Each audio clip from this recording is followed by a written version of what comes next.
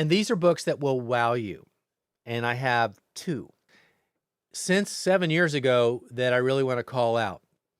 And I've done podcasts on both of these. And the first one I did several years ago. It's called Monarchs and Milkweed. Now, who doesn't love our monarchs? And we are well aware by now, or we should be, that they're highly threatened and their populations have taken a drastic decline.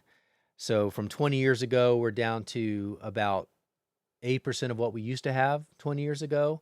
And that number is dwindling, sadly.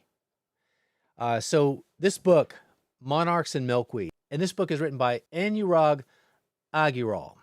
Such a fascinating book. This is kind of a geeky book, not in a hard to read way. It just goes into some of the science and a lot of the things that we don't inherently know when we are admiring these monarchs flittering around, and then what they do when they are, migrating from Mexico up to the Canada and back every year through 5 generations, I think.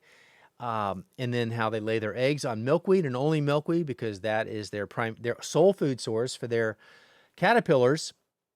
But all that goes on between the dance, between the toxicity of the fluids in milkweed and the fact that the monarch caterpillars have to eat those leaves and take in that milky substance that is lethal to most wildlife that consumes it, the monarchs have been able to work around that.